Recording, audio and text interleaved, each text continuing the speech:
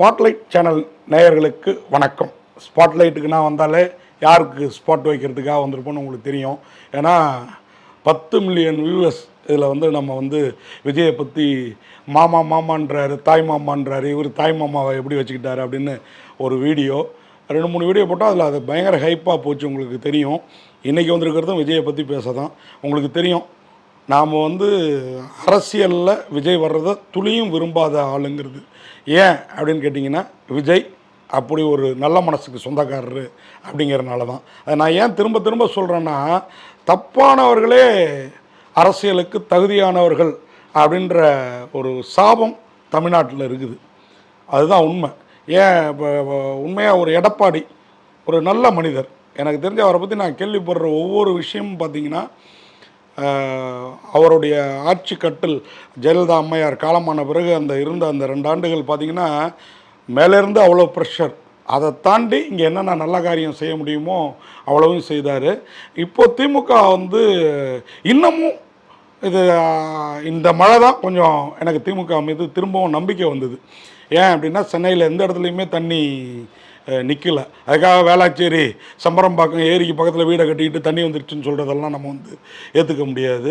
சிட்டிக்குள்ளார அவ்வளோ கிளியராக பண்ணியிருந்தாங்க. எனக்கு உண்மையாக. ஆனால் இவங்க கடந்த 2-3 ஆண்டுகளாக அதிமுக ஆட்சியில் அது சரியில்லை இது சரியில்லைன்னாங்க. இன்னமும் சில இடங்களில் மழைநீர் அடைப்பு சரியாக இன்னும் க்ளீனாக அவ்வளோ இடிச்சிட்டு கட்டிக்கிட்டே இருக்காங்கன்னு வச்சுக்கோங்களேன். அது என்னத்துக்காக எதுக்காகன்னு தெரியல. ஆனால் எனக்கு இந்த ட்ரிப்பு உண்மையாகவே திமுக ஆட்சி மீது மீண்டும் ஒரு நல்ல எண்ணம் வந்தது. அதிமுக திமுக அதை தவிர்த்து தமிழ்நாட்டுக்கு கட்சியே இல்லையா அப்படின்னு கேட்டிங்கன்னா, பாட்டாளி மக்கள் கட்சி ஒரு பக்கம் சண்டை போட்டுட்ருக்காங்க. திருமாவளவன், விடுதலை சிறுத்தைகள். எனக்கு இனம் மனம் குணம் எல்லாம் தாண்டி திருமாவளவன் மேலே ஒரு நம்பிக்கை எப்போதுமே உண்டு. அவர்கிட்ட 1000 வருத்தங்கள் இருந்தாலும் ஒரு நம்பிக்கை உண்டு. ஆனால் அவர் ஒரு இடத்த ஒரு ஒட்டுண்ணையாகவே இருக்கிறாருங்கிற வருத்தம் இருக்குது. அவரும் டாக்டர் ராமதாஸ் இந்த மாதிரி சிலரும் இணைந்து ஒரு கூட்டணியை உருவாக்குனா எங்கேயோ போகலாம். அது தெரியாமல் இவர் ஒரு இடத்துலையும் அது தெரியாமல் பாருங்கள், திருமாவளவனே பெட்டருங்கிற லெவல் ஆகிப்போச்சு. பாமக அப்படியே 2ஆக உடஞ்சி போய் அப்பனுக்கும் பிள்ளைக்கும் என்னங்க பிரச்சனை? எங்கள் உள்ள அரசியலில் பேசாதீங்க, வெளி அரசியலில் பேசாதீங்க அப்படின்னா எல்லாம் தவறு இல்லையா? உண்மையாகவே அப்பாவுக்கு பின்னாடி பிள்ளைக்கு தான் இன்றைக்கி வாரிசு அரசியலுங்கிறது. காங்கிரஸை கூட கை நீட்டின திமுகவே இன்றைக்கி வாரிசு அரசியல் தான் பண்ணிகிட்ருக்குது. அப்படி இருக்கிறப்போ பாமகவெல்லாம் நம்ம அதில் ஏன்னா ஒரு நம்பகமான ஆள் வேணும்னா அடுத்து பிள்ளைய தான் கொண்டு வர பார்ப்பாங்க இல்லையா? அது நம்ம அண்ணா காமராஜர் மாதிரி அத்தனை பேர்கிட்டையும் எதிர்பார்க்க முடியாது. அந்த விதத்தில் அதுக்கான தண்டனையை மக்களும் மாறி மாறி தந்துக்கிட்டு தான் இருக்கிறாங்க. ஆனால் அவங்கக்குள்ளாரையே அடிச்சுக்கிறது இருக்குது பாருங்கள். என் பிள்ளை என்னை சாகடிக்க பார்க்குறான் அப்படின்றதும், எங்கள் அப்பா கூட இருக்கவங்கலாம் அவர் ஹாஸ்பிட்டலில் வச்சு அவ்வளோதான் ஒருத்தர் இருக்க முடியாது அப்படின்னு மிரட்டல் விடுறதும், இதெல்லாம் ட்ராமாவாக தெரியலையா? எனக்கு அந்த கட்சி மீது அபிமானம் உண்டுன்னு சோஷியல் மீடியாக்கள்லேயே நிறைய பேர் சொல்லிட்டீங்க. அதனால் நான் ஓப்பனாகவே பேசுகிறேன். இப்படி உங்கள் இனத்தை சேர்ந்தவங்களே உங்களுக்கு ஓட்டு போடுறதுக்கு இப்போ தயங்குற ஒரு சூழலை உருவாக்கி வச்சுருக்கிறீங்க அப்படின்னா அது பாமகவுக்கு வெட்கக்கேடான விஷயம். இந்த மாதிரி ஒரு சூழலில் தாவேக்கா தளபதி தளபதி தளபதி அப்படின்னு கத்துறது எல்லாருமே கிண்டல் பண்ணுறாங்க. அதை தாண்டி ஊழலை ஒழிப்போம் பேர் வழி அப்படின்னு சொல்லிட்டு செங்கோட்டையனையும் நாஞ்சில் சம்பத்தையும் இன்றைக்கி கட்சிக்குள்ளார சேர்க்கறது தாவேக்கா மீது இளைஞர்களுக்கு இருந்த ஒரு மரியாதை, ஒரு எதிர்பார்ப்பு கூட இப்போ அப்படியே கொஞ்சம் கொஞ்சமாக பொய்த்து போகுது, கரைந்து போகுது அப்படிங்கிறது தான் உண்மை. இது திமுகவுக்கும் அதிமுகவுக்கும் திருப்பி சாதகமாக போகுது. எப்படி சொல்கிறேன் அப்படின்னா, செங்கோட்டையன் யார்? ஜெயலலிதா அரசவையில் அமைச்சராக இருந்தவர். அடுத்து இவிகே நம்ம எடப்பாடி பழனிசாமி அவருடைய அரசுலையும் இருந்தவர். அப்படி ஊழலுக்காக தண்டிக்கப்பட்ட ஒரு முதல்வர் அப்படின்னு இன்றைக்கி மறைஞ்சிட்டாங்க. அம்மா அவங்க நிறைய நல்ல காரியம் பண்ணாங்க. அது கூட சொல்லுவாங்க, ஊழல் பண்ணால் திமுககாரங்க மாதிரி பண்ணணும் அப்படின்னு சொல்லிட்டு. அந்த மாதிரி பண்ணாமல் எதேச்சிகரமாக பண்ணி அதில் சிறை தண்டனை, இன்னும் அவங்களுடைய சொத்துக்கள்லாம் பல்வேறு பிரச்சனை. இது வரைக்கும் லாலு பிரசாத் யாதவுக்கு அப்புறம் தண்டனை பெற்ற ஒரு முதல்வர் அப்படிங்கிற மாதிரி இருந்து அவங்களுக்கு ரைட் ஹேண்டாக இருந்தவர் செங்கோட்டையன். ஆனால் அவங்களே சிறைக்கு செல்கிறப்போ இவரை கொண்டு வராமல் எடப்பாடியை கொண்டு வந்தாங்க அப்படின்னா அதுக்கு ரீசன் என்ன? எங்கள் செங்கோட்டையன் கட்சை தன்னதாக்கிட போகிறாரு அப்படிங்கிற எண்ணத்தில் தான். கட்சியில் அது எடப்பாடி மூலயமா நடந்தது, அதெல்லாம் வேறு. அப்படிப்பட்டவரை இன்றைக்கி தாவேக்காவில் விஜய் சேர்த்துக்கிட்டு என்னத்தை சாதிக்க போகிறாரு? நீங்கள் ஊழலுக்கு எதிரான ஒரு கட்சியா? இப்போ நான் விஜயை பற்றி சொன்னதெல்லாம் உண்மையாகிட்டே வருதா? 41 பேர் இறப்புக்கு அப்புறம் அறிக்கை விடுறாரு. அது மொத்தமும் பார்த்தீங்கன்னா திமுக விரோத அரசியலாக அறிக்கையாக இருக்குது. ஆளுங்கட்சியில் அவங்க தான் இருக்காங்க. அதனால் அப்போ மத்தியில் யார் இருக்கா? ஏன் அவங்கள நீங்கள் இந்த அளவுக்கு எதிர்க்கலை பிஜேபியை அப்படிங்கிறது கேள்விக்குறி. இது ரெண்டாவது, செங்கோட்டையன் உங்களை சந்திக்கிறதுக்கு உங்கள் கட்சியில் இணையறதுக்கு முன்னாடி போய் சென்ட்ரலில் அமித்ஷாவை காசி யாத்திரை போகிறேன்னு சொல்லிவிட்டு என்ன அமித்ஷாவை பார்த்துட்டு உங்கள் கட்சியில் சேர்றாரு. அப்போ நீங்கள் யார்? நீங்கள் ஜோசப் விஜய், அது எங்களுக்கு தெரியும். ஆனால் பதவிக்கு வரணுங்கிறதுக்காக நீங்கள் என்னவெல்லாம் மாறிட்டு இருக்கீங்க. அப்போ நீங்கள் எப்படி ஊழல் ஒழிப்பீங்க? இதுதான் என்னுடைய கேள்வி. சரி, செங்கோட்டையன் ஏதோ வேறு போக்கிடம் இல்லாமல் உங்கள்கிட்ட வந்ததாகவே வச்சுப்போம். அம்மா ஃபோட்டோவோடு வந்தார், அதையும் நீங்கள் இன்முகத்தோடு ஏற்றுக்கிட்டீங்க. அதுக்கு அவர் ஒரு விளக்கம் கொடுத்தாரு பாருங்கள். ஒரு கட்சிக்கு போகிறோன்னா ஒன்று யார் ஃபோட்டோவும் வச்சுக்காமல் போகணுன்னா அம்மாவோட இது தான். அம்மாவோட ஃபோட்டோவோடு வர்றவர் ஊழல் செய்யாத அரசியல்வாதியாக காட்டிக்க நினைக்கிற விஜய் எவ்வளோ பெரிய ஊழல்வாதிங்கிறது நமக்கு தெரியும். ஒரு கார் இறக்குமதி காருக்கு டேக்ஸ் கட்டாமல் கொண்டு அது கோர்ட்டில் கண்டனத்துக்கெல்லாம் உள்ளான கதையெல்லாம் நம்ம மறக்க முடியாது. அது மட்டும் இல்லை, புலி படத்திற்கு அப்போ ஏற்பட்ட பிரச்சனைக்காக நெய்வேலியிலேருந்து தூக்கிட்டு வந்தாங்களா, அழைச்சிட்டு வந்தாங்களா, ஓடி தான் டேக்ஸுக்கெல்லாம் பதில் சொன்னவர் தான் விஜய். இங்கே யாருமே யோக்கியம் கிடையாது. எந்த யோக்கியம் கம்மியாக அயோக்கியத்தனம் பண்ணியிருக்கான் அப்படின்னு பார்த்து தான் இங்கே தேர்ந்தெடுக்க வேண்டிய சூழலில் இருக்கிறதுனால நம்ம ஒருத்தரும் நான் ஊழலுக்கு எதிரான கட்சியிலாம் யாரும் மறுத்தட்டிக்கவே முடியாது. சரி, செங்கோட்டையன் தான் போக்கிடம் இல்லாமல் உங்கள்கிட்ட வந்தாருன்னா அடுத்து நம்ம நாஞ்சில் சம்பத் காசு கொடுத்தா தான் கட்சி மாறுவார் அவர். ஆனால் வாய்க்கிழியே மேடையில் பேசுவார்.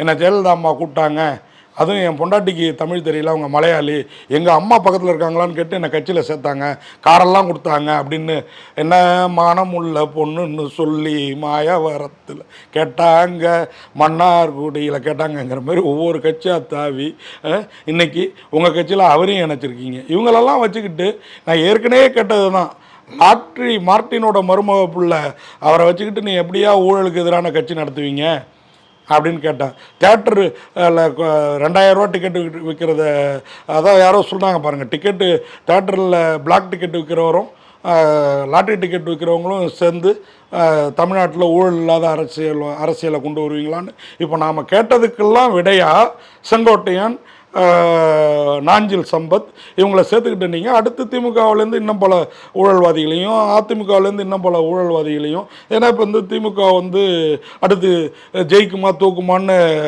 ஒரு போட்டி போயிட்டுருக்கு இல்லையா, ஒரு 4 பேர் வருவாங்க, இன்னும் 4 பேர். அதே மாதிரி அதிமுகவிலேருந்து 4 பேர் வருவாங்க. இங்கே யாருமே ஊழல்வாதி இல்லை, ஊழலுக்கு எதிரான அரசியல்வாதின்னு சொல்ல எந்த தகுதியும் இல்லாதவங்க. அப்படி இருக்கப்போ நீங்கள் இப்படிலாம் மாற தட்டிக்கிட்டு அதுக்கப்புறம் இந்த மாதிரி ஊழல்வாதிகள்லாம் உள்ளே சேர்த்துக்கிட்டு அரசியல் பண்ணுறதுங்கிறது அநாகரிகமாக தெரியலையா? உங்கள் மேலே என்ன மாதிரி விஷயம் தெரிஞ்சவனை விடுங்க, விஷயம் தெரியாமல் உங்கள் மேலே அபிமானம் வச்சுட்டு இருக்கிற ரசிகர்களுக்கு, நான் அவங்கள தொண்டர்கள்லாம் சொல்ல மாட்டேன், ரசிகர்கள் தான் சொல்லுவேன், ரசிகர்களுக்கு பண்ணுற துரோகம் இல்லையா விஜய்? அது அட்லீஸ்ட் அவங்க வர்றப்பயாவது நேற்று வரைக்கும் உங்கள் கை கரைப்பட ஒரு மனுஷன் மாறலாம். நம்ம கூட ஒரு 15-18 வயசில் ஒரு காதல் அது இதுன்னு இருப்போம். இப்போ நம்ம மகள்னால் காதல்னா வருத்தம் வரும் இல்லைங்களா? அந்த மாதிரி தான் மனிதரோட மனநிலைங்கிறது, மாற்றம் ஒன்றே மாறாதது இல்லைங்களா?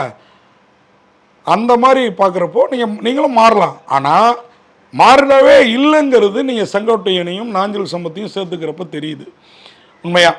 அந்த மாதிரி ஒரு காலகட்டத்தில் இந்த மாதிரி சூழலில் உங்கள் அப்பா மாதிரி ஒருத்தர் கூட இருந்தால் உங்களுக்கு எப்படி இருக்கும்? அப்பாவை பேருக்கு இப்போ சேர்த்து வச்சுருக்கீங்க, அது எங்களுக்கு தெரியும்.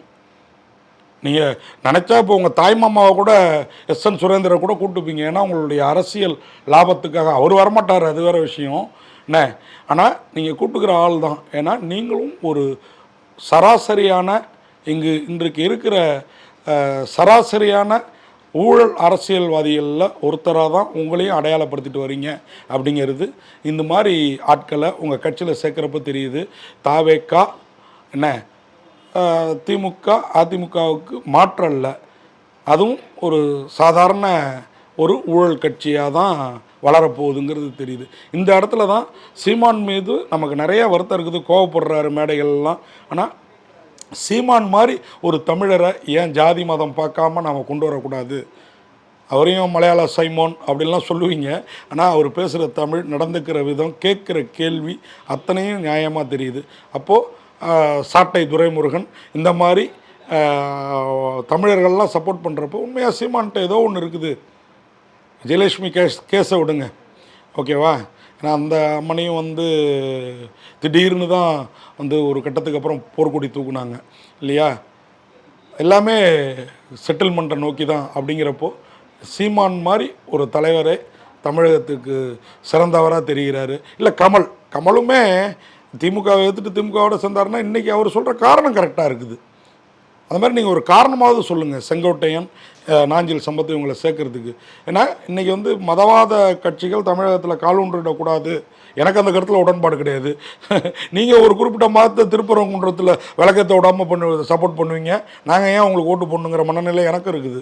அதுக்காக நான் மதவாதி கிடையாது, மிதவாதி தான், ஓகேங்களா? ஆனால் இங்கே பெரும்பான்மை சமூகத்தை புண்படுத்திட்டு ஒரு குறிப்பிட்ட சமூகத்துக்கு சப்போர்ட்டாக இருக்கிறப்போ நமக்கு அந்த வருத்தமும் வருது திமுக மீது. இப்படிலாம் பார்க்குறப்போ, கூட்டி கழித்து பார்க்குறப்போ இவங்க எல்லாரோடையும் பெட்டர் சீமான் அப்படின்னு தோணுது. உடனே நான் சீமானுக்கு நானே ஓட்டு போடுவேனா அப்படிங்கிறது நான் ஓட்டு போடுற அன்றைக்கி தான் முடிவு பண்ணணும். ஆனால் இங்கே இருக்கிற அரசியல்வாதியில் ஓரளவு பாட்டாளி மக்கள் கட்சி வந்தப்போ எப்படி நம்ம ஒரு எதிர்பார்ப்பில் இருந்தோம். ஆனால் அவங்களும் கூட்டணி வச்சு இன்றைக்கி அப்பம் புள்ள கூட்டு இல்லாமல் சிதைஞ்சு போயிட்டுருக்குறாங்க, அது வேறு விஷயம். ஆனால் உங்களையெல்லாம் கம்பேர் பண்ணுறப்போ அண்ணன் சீமான் எவ்வளவோ பெட்டர் அப்படின்னு தோணுது. அந்த வகையில் விஜய் இதோடு நிறுத்திக்கிங்க ஊழல்வாதிகளை உங்கள் கட்சியில் சேர்க்குறத. இல்லைன்னா நீங்கள் எதிர்பார்த்த இலக்குலேருந்து அப்படியே பின்னோக்கி போவீங்க. அது நிச்சயம் நடக்கும். உங்களை எனக்கு தெரியும், நீங்களே ஒரு பெரும் ஊழல்வாதி தான். அப்படிங்கிறப்போ கூட இணையிறவங்களாவது உங்கள் ரசிகர்கள் உங்கள் மேலே வச்சுருக்கிற நம்பிக்கைக்காக இல்லை ஒரு சொம்பு தண்ணியை கொடுத்து அவங்களெல்லாம் தலையை மூழ்கிட்டு வர சொல்லுங்கள். இனி ஊழல் பண்ண மாட்டேன்னு ஒரு சத்திய பிரமாணம் எடுத்துகிட்டு வர சொல்லுங்கள். அப்படிங்கிறத சொல்லி அவங்க பாக்கெட்டில் அம்மா ஃபோட்டோவையும் நான் விட்டா ஏடிஎம்கே கரைவெட்டியே கட்டிட்டு வருவாங்கிறாரு. இதை விட அசிங்கம் உங்கள் கரைவெட்டியை கட்டாமல் சொல்கிறாரு செங்கோட்டையன். இதை விட அசிங்கம் தவக்கு வேறு என்ன வேணும்? நீங்கள் ஒரு பெரிய ஒரு இதுலேருந்து திருப்பி மேலே வந்திருக்கீங்க. அப்படிங்கிறப்போ ரொம்ப ஜாக்கிரதையாக இருக்கணும். ஆனால் எவ்வளோ ஜாக்கிரதையாக இருந்தாலும் நீங்கள் ஓட்டுகளை பிரிப்பீங்களே ஒழிய உங்களால் அந்த சிஎம் அப்படிங்கிறது இந்த எலெக்ஷனில் நடக்காது. அதை நான் திரும்ப திரும்ப சொல்லிக்கிட்டே தான் இருப்பேன். ஏன்னா உங்களுக்கு எவ்வளவோ பெட்டர் ஸ்டாலின், உதயநிதி ஸ்டாலின், நம்ம எடப்பாடி பழனிசாமி இவங்கெல்லாம் எவ்வளவோ பெட்டருங்கிறது தான் என்னுடைய கருத்து. நிச்சயமாக உங்களை மாதிரி ஒருத்தரை விட அவங்க எவ்வளவோ பெட்டர் அப்படிங்கிறத சொல்லி விடைபெறேன். நன்றி, வணக்கம். இந்த வீடியோ உங்களுக்கு பிடிச்சிருந்தா லைக் பண்ணுங்கள், கமெண்ட் பண்ணுங்கள், ஷேர் பண்ணுங்கள், சப்ஸ்கிரைப் பண்ணுங்கள்.